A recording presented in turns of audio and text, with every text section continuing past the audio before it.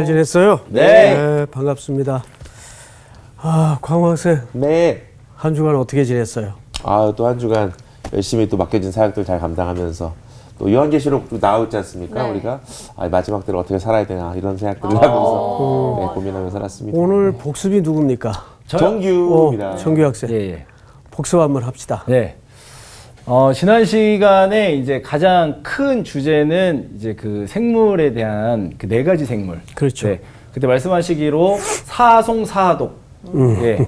이제 사자, 송아지 혹은 소 그리고 이제 사람 얼굴, 독수리였는데 여기에서 이제 그 세 가지 키워드가 저는 가장 기억에 좀 남았어요. 첫 번째는 눈들이 많았다. 이거는 영적으로 이 관찰 혹은 감찰하신다. 우리의 모든 것을 다 알고 계시는 네, 그런 부분을 말씀을 해주셨고, 그리고 두 번째가 이 네 생물이 하나님과 동역하는 영적인 존재들인데 이 안에서도 특징들이 있다.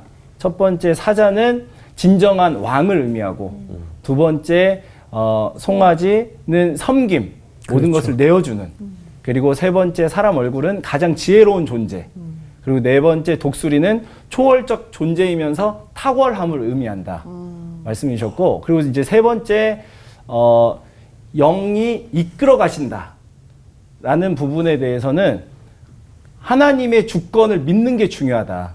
그래서 에스겔의 1장의 말씀과 요한계시록의 말씀을 대조하시면서 에스겔은 그 포로 생활에 있었을 때이고, 그리고 요한계시록이 쓰여질 때는 로마의 압제에 있을 때인데, 역사의 주관자가 하나님이심을 우리가 믿음으로 흔들리지 말아야 한다고 권유하시면서 마무리하셨습니다.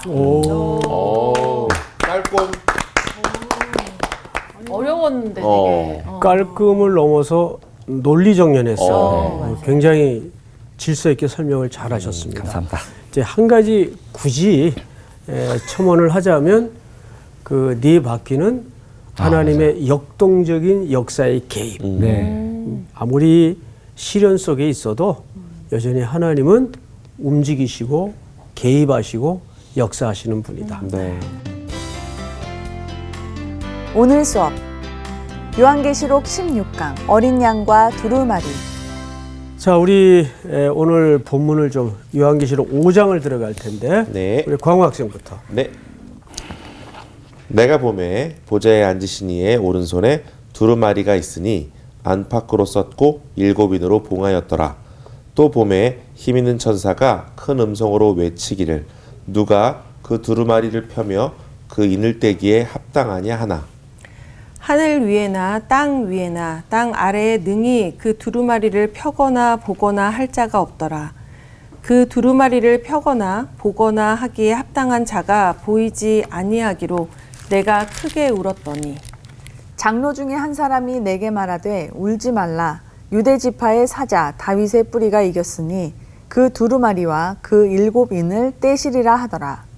내가 또 보니 보좌와 네 생물과 장로들 사이에 한 어린 양이 서 있는데 일찍이 죽임을 당한 것 같더라. 그에게 7뿔과 7눈이 있으니 이 눈들은 온 땅에 보내심을 받은 하나님의 7 영이더라. 그 어린 양이 나와서 보좌에 앉으신 이의 오른손에서 두루마리를 취하시니라. 아멘. 7절까지죠. 오늘 본문이. 오늘 본문도 역시 우리가 좀 해석이 필요한 주제들이 많습니다. 그래서 우리가 잘 성경을 참고해 가면서 보도록 하십시다. 네. 우선 오늘 내용은 사실 지난주 우리 복습을 너무 잘 해주셨는데 4장의 내용과 유관성을 가질 수밖에 없어요. 그래서 4장에 등장하는 어떤 주제와 또 5장에 이제 곧 우리가 다룰 어떤 주제가 그 겹치는 게 있습니다. 겹치는 지점이 뭔가 하면 4장에 보시면 대주제, 다시 말해서 큰 주제가 보좌라는 주제가 있었어요. 4장에 보좌.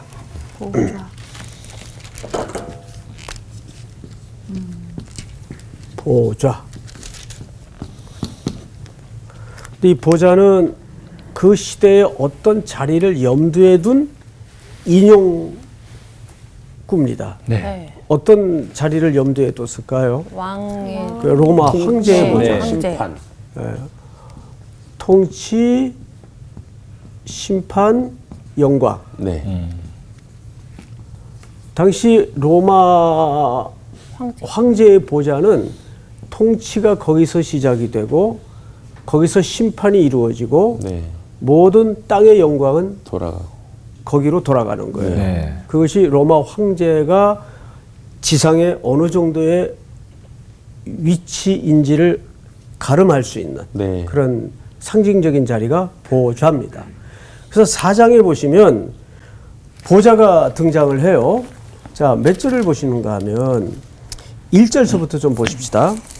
2일 후에 내가 보니 하늘에 열린 문이 있는데 내가 들은 바 처음에 내게 말하던 나팔 소리 같은 그 음성이 이르되 이리로 올라오라. 이후에 마땅히 일어날 일들을 내가 네게 보이리라 하시더라. 내가 또 성령에 감동되었더니 보라 하늘에 뭐를 베풀었고 보좌를 베풀었고. 자, 4장에서 하늘의 보좌가 등장을 하죠. 네. 그래서 요한에게 지금 하늘의 보좌의 그림을 보여줘요. 이 그림을 보여주는 이유가 뭐였죠? 이 땅의 황제의 보좌가 궁극의 자리도 아니고 참된 보좌의 자리가 아니다. 진짜 통치와 심판과 영광은 하늘 보좌에 앉으신 이에게로 모든 역사의 시선이 집중될 것이다. 그거를 미리 보여주는 겁니다. 네. 그래서 제가 요한계시록 서론 시간에 이런 말씀을 드렸던 것 기억하실 겁니다. 요한계시록을 그 시대의 그런 상황과 맥락에서 쓴 기록 목적이 뭐냐? 진짜가 무엇인가를 말하기 위해서라고 여러 번 설명을 했어요. 맞죠? 맞아요. 예. 네. 세상은 가짜의 현혹이 되고 가짜의 귀 기울이고 그게 영원할 것처럼 붙들고 있잖아요. 네. 아니다. 네. 진짜 영원한 것은 하나님의 나라, 하나님의 보좌, 그거를 설명했단 말이에요. 기억나시죠? 네. 자, 그런데 10절로 4장 10절로 넘어갑니다. 24 장로들이 보좌에 앉으신 이 앞에 엎드려 세세토록 살아계시는 이에게 경배하고 자기의 관을 보좌 앞에 어떻게 하며 드리며 이랬다. 여기 드리며라는 말은 던지며라는 뜻이거든요. 네. 네. 근데 고대 시대에 이 던진다는 말은 무슨 행위일까요? 결단, 네. 결단이라는 말이에요. 보니까 다 어린 양의 공로였다는 것을 네. 보게 됐어요. 네. 그래서 이게 주님의 공로였구나. 결단을 하고 내 머리에 얹어져 있던 모든 면류관을 거기다 던지는 거예요. 네. 마음에 확정이 일어나는 거죠. 네. 면류관 벗어서 주 앞에 네. 드리고 네. 던지고 결단, 헌신 이런 내용들이 포함되어 있습니다. 자, 그러면 이제 5장으로 넘어가서 오늘 여러분들이 7절까지 읽어주셨는데 보좌가 또 나와요. 네. 그렇죠? 1절 보세요. 내가 봄에 보좌에 앉으신 이의 오른손에 뭐가 있어요? 두루마리. 두루마리가 있어요. 두루마리. 자, 여러분 두루마리가 뭘까요? 책. 두루마리는 말씀이에요. 너무 진지하게 생각하지 마시고 네. 항상 성경에는 두루마리가 말씀으로 소개되죠. 그런데 아까 이제 쉬는 시간에 예습들 하면서 네, 서로 얘기하는 걸 좀 엿들었어요. 들을래야 들은 게 아니고 이렇게 서로 묻고 또 엉뚱한 대답들을 서로 하더라고요. 이거 누가 쓴 거냐 이런 질문이 있었고 또 하나는 그게 뭘 썼지 이런 질문이 있었어요. 네. 근데 그런 질문이 우스꽝스러운 질문이 절대 아니고 성경을 읽는 독자 입장에서는 당연히 해야 될 질문이에요. 그건 안 궁금해요? 그렇죠. 궁금하죠. 제일 먼저 알아야 될 거. 네. 그렇죠. 네. 여기 두루마리는 하나님의 말씀일 텐데 네. 그 어떤 내용을 담은 두루마리일까? 네. 그래서 지금부터 빛의 속도로 에스겔서 2장을 빨리 찾으세요. 구약 성경. 몇 장이요? 에스겔서 2장. 2장. 자, 누가 찾았으면 9절 10절을 한번 읽어보세요. 내가 보니 보라 한 손이 나를 향하여 펴지고 보라 그 안에 두루마리 책이 있더라. 그가 그것을 내 앞에 펴시니 그 안팎에 글이 있는데 그 위에 애가와 애곡과 재앙의 말이 기록되었더라. 자, 좋은 얘기가 아니네. 그렇죠. 자, 세 가지로 글의 내용을 묘사했어요. 네. 자, 우리 광우 학생 네. 읽었으니까 네. 세 가지 내용이 뭐예요? 애가와 애곡과 애곡과 재앙. 재앙. 자, 그러면 애가와 애곡과 재앙이 기록된 내용이었어요. 그러면 애가와 애곡과 재앙이라면 이게 좋은 이미지입니까? 아니죠. 무서운 이미지입니까? 무서운 이미지. 뭐 심판이죠. 예. 네. 재앙이니까, 네. 애곡이니까, 네. 또 애통. 네. 자, 그러면 이 심판이 언제 이루어지는가 그 말이에요. 언제 이루어지는가. 두 번째는 자, 그래서 다니엘서를 빨리 또 찾으세요. 다니엘서. 몇 장일까요? 다니엘서 8장입니다.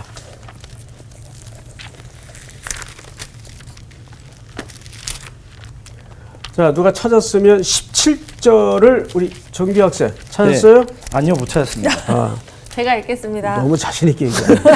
수약산. 네. 그가 내가 선 곳으로 나왔는데 그가 나올 때에 내가 두려워서 얼굴을 땅에 대고 엎드리매 그가 내게 이르되 인자야 깨달아 알라 이 환상은 정한 때 끝에 관한 것이니라. 자, 잘 보시면 17절에 이 환상은 정한 때 어디에 관한 것이라? 끝에. 예, 하나님이 정한 어떤 종말의 시간을 얘기하는 거예요. 자, 맞아 읽어보세요. 18절.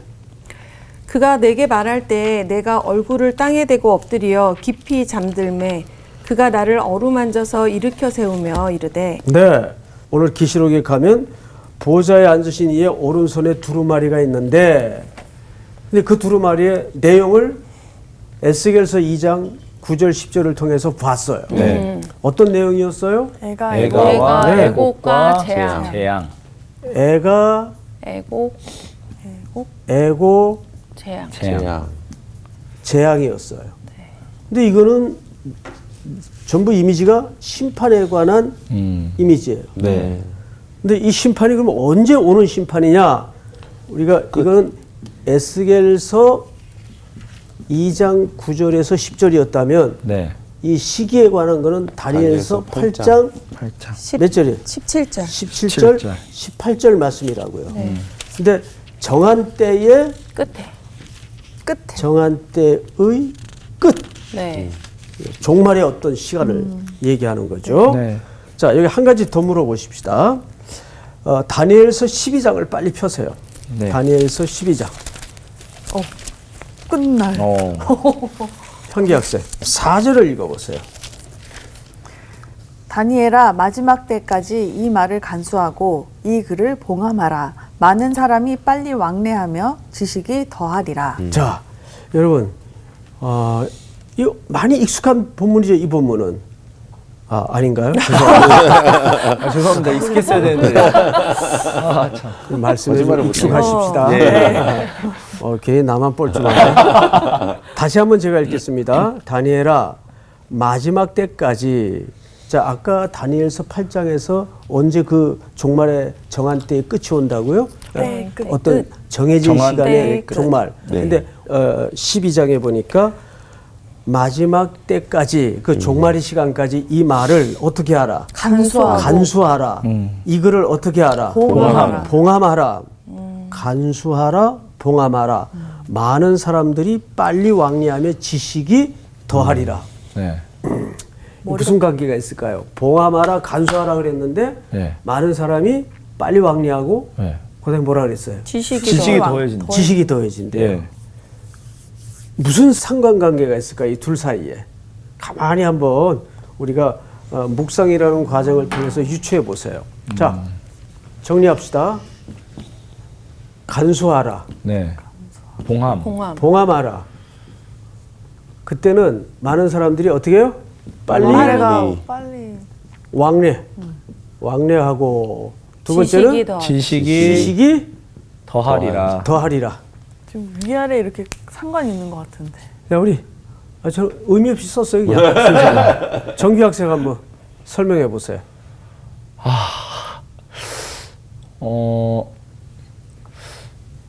이거는 그냥 이제 인간적인 생각으로. 그럼 정규니까. 네, 인간적인 생각으로 뭔가 이제 지켜라, 비밀을 좀 지켜라, 이런 거 있으면 더 이야기하고 싶잖아요. 그래서 더 그런 게 많아지는 거 아니에요? 동가. 뭔가 알듯한데 저게 아무튼 지식이 더해진다는 거는 진짜 모르겠는데. 그러니까 우리가 쓸데없이 뭔가 자 수희 학생. 모르겠어. 네. 아니 이게 뭔가 비밀이잖아요. 비밀로 안 알려주는 거잖아. 그러니까 사람들이 생각이 많아져. 그러니까 더 불안해. 비슷하잖아요, 지금. 아니 나랑. 더 불안해가지고 이제 마지막 때가 다가오니까 자기네들의 왔다 쓸데없는 갔다 해? 지식을 막 더해가지고. 쓸데없었다, 다음. 지금 보아니까. 자, 통과. 자, 목사님. 기대한다, 기대. 그 마지막 때의 말씀이니까 복음에 관련된 거라고 보고 복음의 말씀을 나도 잘 간직하고 많은 이들에게도 잘 전하여서 성경을 날마다 더 묵상하고 상고해서 더 지혜로워지라는 자, 말씀. 통과. 예, 일단 네. 저거 봉함은 뭐냐면 사람들이 저거를 만약에 봉하지 않고 다 알게 됐어. 그러면은 더 많이 더 자기 식대로 해석하고 더 난잡해질 것 같으니까 일단 저 진짜 마지막이요. 얘기해봐. 간수하고 봉함 이거 자체가 소중한 거잖아, 소중한 거. 그러니까 그 소중한 거를 근데 왜 빨리 왕래하고 지식이 더하냐고. 그게 모르겠어. 보세요. 여기서부터 풀어야 돼요. 밑에서부터. 자 요즘 사람들이 얼마나 빨라져요. 네. 그렇죠. 그리고 얼마나 지식의 홍수 속에 삽니까? 그렇죠. 맞아요, 틀려요? 맞아요. 맞죠. 예. 예. 그래서 빅데이터 요즘 그 AI들 많이 사용하죠. 네. 네. 예? 지금은 변화의 시대가 아니라 변혁의 시대를 살고 있어요. 저기다가 데이터를 주면은 쟤네들이 기가 막히게 시도 쓰고 맞아요. 또 노래도 만들고. 논리적연하게 예. 설명을 하는데 진짜 요즘 청년들 표현대로 하면 소름이 돋아요. 그러니까 지금 커다란 변혁의 시대에 살아요. 그러니까 어마어마한 지식량이 폭발적으로 늘고 있어요. 자 그러다 보면 하나님의 말씀이 간수가 되고 봉함이 될까요? 안 되죠. 이 봉함이라는 말은 지킨다는 뜻이거든요. 그렇죠. 간수라는 말도 비슷하고. 예. 그러니까 사람들이 예를 들어서 부산 옛날에 1박으로 못 갔다 왔죠. 잡아야 겨우 하룻밤 자고 오는 거리예요. 그렇죠. 그것도 네. 겨우. 맞아. 예? 그런데 요즘은 아침에 갔다가 맞아요. 오후에 그냥 일 보고 올 수 있어요. 네. 그러니까 빨라지니까 바빠져요. 물리적으로는 뉴욕까지 이제 2시간대가 가능하다 그래요. 음속을 통과하는 비행기가 근데 이제 이게 경제성이 안 맞기 때문에 내놓지를 못하는 거지. 그리고 이제 비용 문제도 있고. 그러니까 왕래가 빨라지고 지식이 폭발적으로 더해지는 세상을 우리가 지금 살고 있어요. 네. 그러면 사람들이 더의 메모리 되지 맞아요. 하나님의 말씀을 주목하고 그 말씀을 지키는 일은 점점점 네. 어떻게 된다는 얘기일까요? 소홀해지죠. 소홀해지는 정도가 아니라 무시하게 무시하고. 되죠. 그 앞에 뭐 붙여야 되는데 아, 또 예. 붙을 수가 없고 네. 알 것만 같아서. 완전히 말씀이 무시당하는 시대잖아요. 맞습니다, 맞습니다. 근데 문제는 세상은 그런 패턴으로 가지만 하나님의 복을 받은 심령들은 그 말씀에 간수하고 봉함되어지는 이 봉함이라는 말은 꽁꽁 그 스카치 테이프 붙여갖고 밀봉해서 네.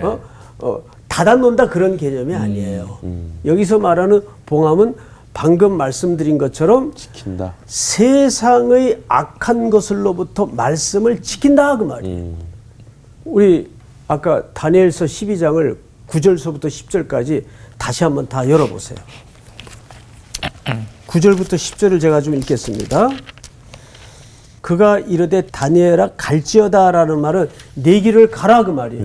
성도들에게는 하나님이 걷도록 정해놓은 그 길을 걸으라 그 말이에요. 네. 갈지어다라는 말은 마찬가지로 10절을 다시 보시면 많은 사람이 연단을 받아 스스로 정결하게 하며 희게 할 것이나 즉 하나님의 자녀들은 말씀 앞에서 이 길을 가고 자기를 더 단단히 만들고 정결케 만들고 희게 할 것이다 그 말이겠죠. 네. 그러나 악한 사람은 악을 행하리니 악한 자는 아무것도 깨닫지 못하되. 네. 자, 수혜학생. 악한 자는 악을 행할 것이고 아무것도 깨닫지 못한다는 말은 그 사람들에게는 이 말씀이 어떻게 된다는 얘기예요. 봉해진다는 얘기예요. 네. 들리지 않. 말씀을 들이미는데도 못 봐요. 네. 그럼 그 사람에게 그 말씀이 어떻게 된 거죠? 봉해진 봉해진 거죠. 거예요. 이제 봉해진다는 말이 무슨 뜻인지 알겠어요? 우리가 그 눈이 있어도 보지 못하고 귀가 그렇죠. 있어 듣지 못하는 자들을 얘기하는 그렇죠. 거죠. 그렇죠. 그 얘기를 하는 거예요. 자, 다시 세상의 악한 자로부터 말씀을 지키라는 명령이에요. 그것이 다니엘서 12장 9절에서 10절까지 설명하고 있는 부분인데 네. 이 시대를 성경은 아주 적나라하게 예언한 글이 하나 있습니다. 이사야서 29장을 빨리 여서요. 29장을 찾아서 11절. 네. 정규 학생 찾았죠? 네. 11절을 읽어주세요. 그러므로 모든 계시가 너희에게는 봉한 책의 말처럼 되었으니 그것을 글 아는 자에게 주며 이르기를 그대에게 청하노니 이를 읽으라 하면 그가 대답하기를 그것이 봉해졌으니 나는 못 읽겠노라 할 것이요. 12절. 또 그 책을 글 모르는 자에게 주며 이르기를 그대에게 청하노니 이를 읽으라 하면 그가 대답하기를 나는 글을 모른다 할 것이니라. 자, 뒤에 사람은 글을 몰라서 못 읽겠다고 네. 그러고 또 앞에 사람은 글을 아는데 공허해져 있어서 봉해져서. 그 봉해졌다는 말은 무슨 뜻이에요? 깨닫지 못했다 그 말이에요. 봐도 무슨 소리인지 모르겠다 그 네. 말이에요. 그러니까 이거는 사람이 스타디에서 지식으로 깨닫는 그런 차원의 설명이 아니고 네. 은혜가 없는 자들에게는 이 말씀이 안 열어지게 돼 있어요. 그러니까 우리가 미력한 이해나마 하나님의 말씀의 줄거리를 가르침을 통해서 배우고 말씀을 통해서 은혜가 되고 하는 것 자체가 그냥 근본적인 복된 심령이기 때문에 가능한 거예요. 그래서 여러분 악한 영에게 속해 있나 아니면 하나님의 영에 속해 있나로 그 사람이 거짓 선지자냐 아니냐를 구분할 수 있어요. 성경을 한번 더 보십시다. 네. 요한일서 4장으로 넘어갑니다. 4장 1절서부터 제가 좀 읽겠습니다. 사랑하는 자들아 영을 다 믿지 말고 오직 영들이 하나님께 어떻게 하였나 분별하라? 속하였나 분별하라. 그러니까 우리가 깨닫는 것은 자 광호 학생 네. 날 봐요. 광호 학생이 뭐 예를 들어서 네. 학교도 짧아. 네. 그런데 성경을 설명했는데 금방 믿고 알아들어. 그러면 이해나 지식으로 깨달은 게 아니라 네. 오늘 이 말씀이 지향하는 강조점이 뭐냐면 네. 당신이 하나님께 속했기 때문에 깨닫는다는 얘기예요. 근본적인 걸 얘기하는 거예요. 네. 네. 자, 나아가서 2절을 맞아 1절 하반절을 읽겠습니다. 영들이 하나님께 속하였나 분별하라. 많은 거짓 선지자가 세상에 나왔습니다. 이로써 너희가 하나님의 영을 알지니 곧 예수 그리스도께서 육체로 오신 것을 시인하는 영마다 하나님께 속한 것이요. 자, 이 당시 영지주의자들이라는 것은 예수 그리스도가 신성만 존재하지 어떻게 하나님의 아들이 우리와 똑같은 육신을 입고 이 땅에 오실 수 있느냐 그거를 인정하지 않았어요. 근데 오늘 저 사람이 하나님의 영에 속했는지 거짓 영에 속했는지 구분법이 있어요. 그 구분법이 정확히 뭐예요? 예수님이 하나님이면서 동시에 온전한 사람이시라는 것을 영접하고 받아들이는 자. 그 사람은 어디에 속한 사람이에요? 하나님께 네. 속한 사람이에요. 그러니까 우리가 믿음과 깨달음이라는 것은 다른 얘기가 아니라 영의 문제고 소속의 문제란 말이에요. 네. 양은 누구의 음성을 안다고 돼 있죠? 주인의. 목자의 음성을 안다고 네. 돼 있어요.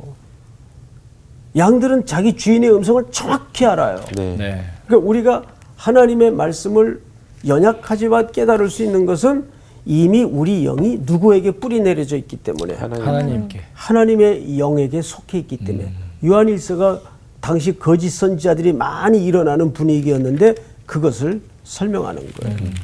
그 가장 굵은 잣대는 예수 그리스도가 하나님의 아들인 신적인 존재이면서 동시에 온전한 인간으로. 자, 근데 이 부분이 왜 중요할까요? 제가 그 예수님이 첫 시험을 받으실 때 네.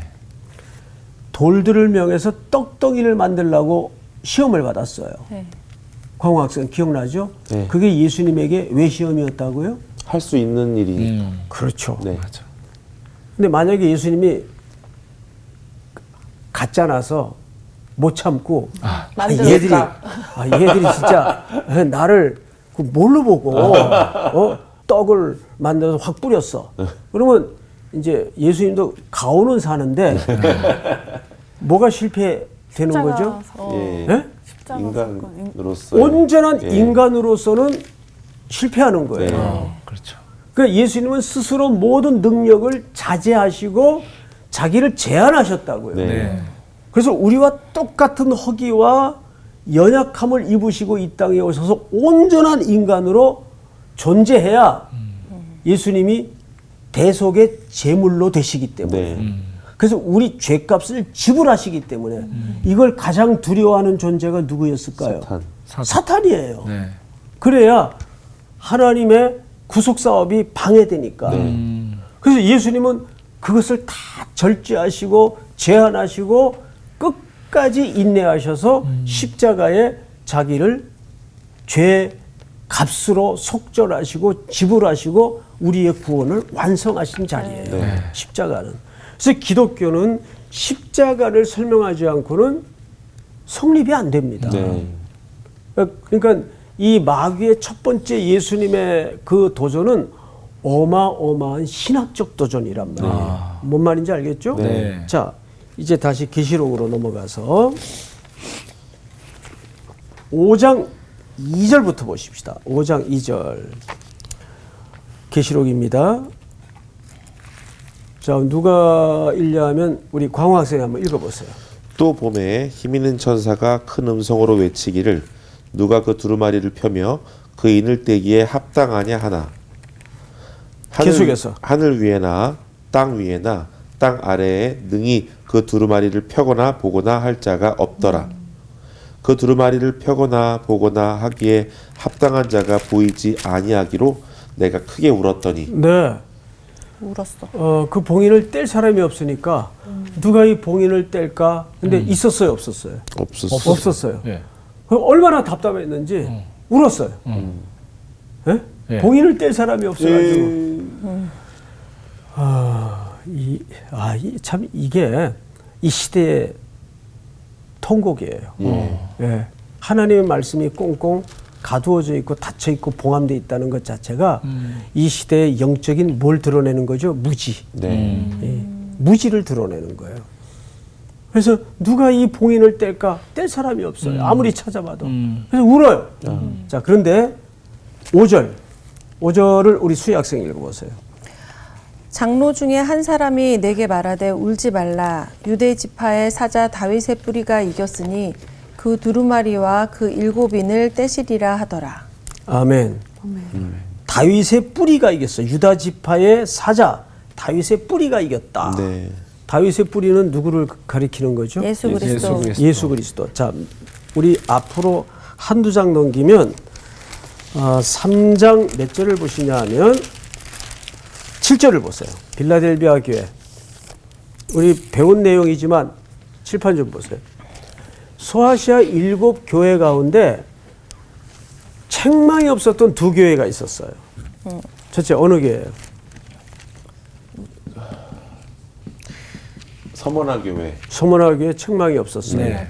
두 번째 어느 교회예요? 빌라델비아. 빌라델비아. 이 2교회는 책망이 없었던 교회예요. 근데 지금 제가 살펴볼 대목은 빌라델비아 교회입니다. 자, 3장 7절을 다시 보세요.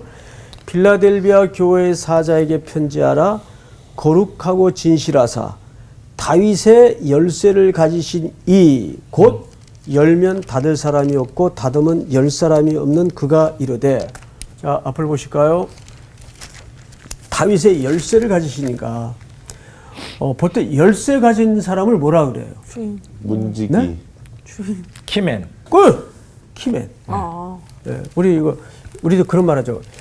우리 부서에 이 사람이 키맨이야. 맞아요. 그럼 그게 무슨 뜻이 됩니까?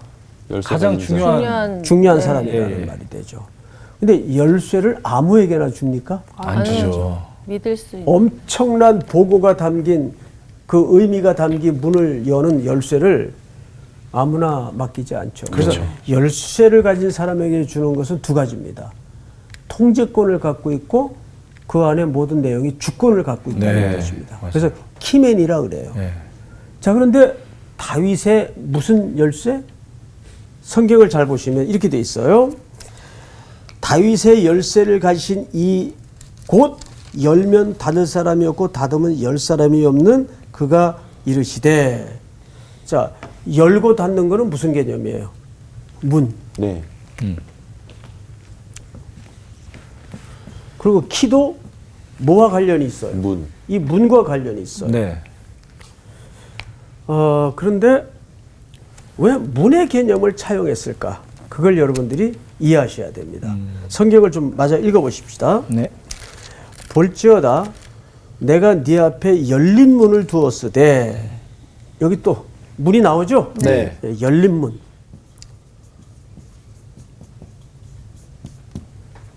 이 의미를 알아야 오늘 5장의 내용이 이해가 됩니다. 네. 자, 키가 처음에 등장을 했고 네. 키는 문과 상관이 있어요. 네. 근데 이 키는 다윗의 열쇠예요. 네.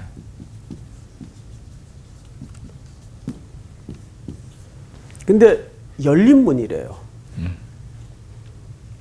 문은 누굴까요? 예수님. 예수 그리스도를 얘기하는 거예요. 요한복음에 보면 예수 그리스도께서 내가 곧 문이라 그랬어요. 네. 이 문으로 들어와야만 내 양이라 그랬고 네. 문으로 들어오지 않는 자는 강도며 절도라 절도, 그랬어요. 예. 그러면 키는 결국 누구를 가리키는 건가 하면 문이신 예수 그리스도를 가리키는 거예요. 네. 네. 그것이 다윗의 문을 여는 키고 그 키는 오실 예수 그리스도를 얘기하는 거예요. 네. 그런데 여기는 무슨 문이에요? 열린 열린 문. 오늘 빌라델비아 교회에서 열린 문이에요. 보통 성경에서 열린 문 할 때는 복음을 전하는 행위나 복음을 전하는 기회를 얘기해요. 그런데 여기서만은 이 열린 문은 그 문을 얘기하는 게 아니라 이 도시의 맥락과 상관이 있어요. 이 도시 사람들은 지금 가장 물리적인 압박이 유대교와 회당입니다. 네. 이 사람들은 이제 이미 오래전에 유다 땅을 떠나 살던 흩어져 있던 디아스포라죠. 네. 근데 언젠가부터 아무람을 이상한 유사한 유대교 집단 같은데 이상한 내용들을 가르치고 예수라는 사람이 메시아이며 저가 하나님의 아들이라는 듣도 보도 못한 가르침에 쫓아 다닌단 말이에요. 네. 그런 것들이 소아시아 지방으로 교회가 만들어지고 일어나니까 유대인들이 제일 무서워하는 게 뭔지 아십니까? 출교입니다. 출교. 출교는 간단한 얘기가 아니라 유대 공동체에서 쫓아내고 문을 닫아버리는 거예요. 너 이제 하나님 백성 아니야? 여러분, 이게 우리는 결론을 알고 읽으니까 맞아. 그게 뭐 대수야 이럴 수 있지만 예. 그 당시 유대인들에게는 네. 얼마나 이게 무서운 엄벌인지 아세요? 생활이 안 됐을 것 같은데. 그럼요. 이거 우리가 이렇게 사는 게 이게 맞는 건가? 흔들렸겠어요? 안 흔들렸겠어요? 흔들리죠. 흔들리죠. 예. 그래서 이 출교당하여 공포에 떨고 있던 빌라델비아 지역 성도들을 위해서 열린 문이라는 것은 완료형이에요. 이미 내가 십자가에서 문을 열어놨다. 구원의 문을 활짝 열어놨다. 네. 누구에게? 믿는 자에게. 네. 영접하는 자 곧 그 이름을 믿는 자들에게는 하나님의 자녀가 되는 권세를 주셨으니. 네. 기억나시죠? 네. 이미 내가 십자가에서 그 구원을 완성했기 때문에 그 사단의 회. 그래서 여러분 여기 3장 몇 절을 보시냐면 8절을 보세요. 볼지어다 내가 네 앞에 열린 문을 두었으되 능히 닫을 사람이 없으리라. 내가 네 행위를 아노니 네가 작은 능력을 가지고서도 내 말을 지키면 내 이름을 배반하지 아니하였도다. 보라 사단의 회당 곧 자칭 유대인이라 하나. 그러니까 그 출교로 겁박하는 유대교 회당을 중심으로 한 유대교 사람들을 예수님이 정확하게 뭐라고 평가해요? 사단의 회라고 평가를 해요. 그거 문 닫는다고 걱정하지 마라. 그거는 옳은 문도 아니고 가짜 문이다. 누가 참된 문이냐? 내가 이미 문을 열어놨고 내가 열린 문이다. 네. 무슨 말인지 이해가 돼요? 네. 그 얘기를 하는 거예요.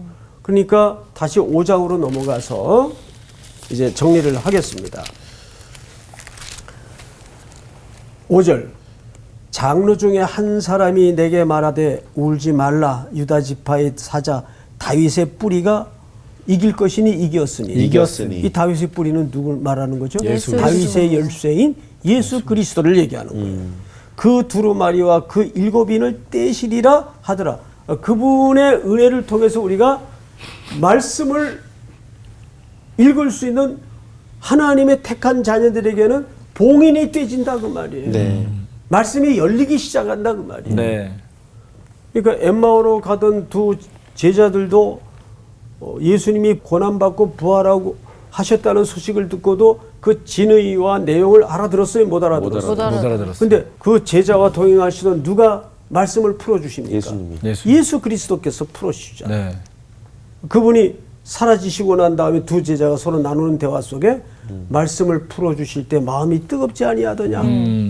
그러니까 예수 그리스도를 만나야 말씀이 열어집니다. 네. 그래서 그분은 문이요, 그분은 키예요. 네. 무슨 말인지 알겠죠? 네. 자, 마지막으로 7절. 그 어린 양이 나와서 보좌에 앉으신 이의 오른손에서 두루마리를 어떻게 해요? 취하시니라. 취하시니라. 여기 취하다라는 말은 그분이 잡아서 그 말씀을 열어주신다. 네. 야. 열린 문처럼. 그렇죠. 오늘 공부는 여기까지. 감사합니다. 야, 이게 이 7절의 취하시니라가 클라이막스였네. 클라이막스. 정점이었어. 맞아. 뭔가 이렇게 그러니까. 딱딱딱딱 올라가면서. 근데 저는 오늘 선생님 말씀 드리면서 선생님이 우리 요한계시록 들어갈 때 그 말씀 하셨잖아요. 이거는 이 책은 정말 현실적인 책이다. 그렇죠. 저는 그걸 오늘 진짜 많이 느꼈어요. 어디서? 왜냐면 아까 그 빨리 왕래하고 지식이 많아지고 아니 근데 이때 이 말씀인데 지금 얼마나 더 빨라졌어. 그러니까. 얼마나 더 지식이 더 많아요. 완전 진짜 정말 그럴수록 말씀이 이제 안 풀어주셨으면 하나도 현실적이지 않았어요. 말씀이 어려웠었어요. 그러니까 우리가 이거를 읽고 보고도 그러니까. 깨닫지 못했어. 맞아. 진짜 맞아. 이렇게 풀어주시니까 진짜. 오늘도 문이 등장했어요. 장광후의 양의 문 많은 사랑 부탁드리겠습니다. 멋지다 저야. 때를 얻든지 못 얻든지. 근데 끝까지 가는 예, 거야. 예. 네, 정말 열정의 박수를 보는. 그래요. 근데 그게 중요한 거지. 우리가 보고 이 말씀을 통해서 우리 삶에 적용하고 은혜 이게 깨달아진다는 게 우리가 성령님이 깨닫게 해주신다는 게 정말 이게 은혜인 거잖아요. 복이죠, 똑같은 진짜. 게 이게 지금 서점에 가도 그냥 살 수 있고 어디서도 구할 수 있는데 볼 생각도 안 하고 봐도 깨닫지 못하는 사람도 얼마나 많아요. 그렇죠. 우리도 뭐 성사학당 아니었으면 이렇게까지 못 깨닫지만 네. 열심히 배워야 되겠어요. 네, 우리 더 예수님이 좋아집니다. 네, 네. 어디로 갈까요? 양의 가시죠. 문으로. 예수님 네. 더 사랑하러. 네. 열린 문으로 들어가자. 열린 문으로.